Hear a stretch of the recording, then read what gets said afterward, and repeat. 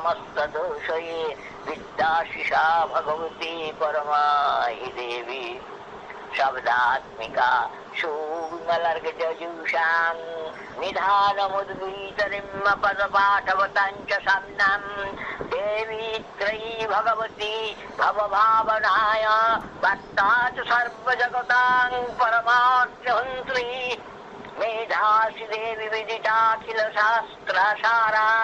दुर्गासि दुर्गभवसागरनौरसङ्गा श्री वैष्णवारी हृदयैककृताधिवासा गौरी तमेव शशिमौलिकितप्रतिष्ठा ईषत्सहासमवलं परिपूर्णचन्द्र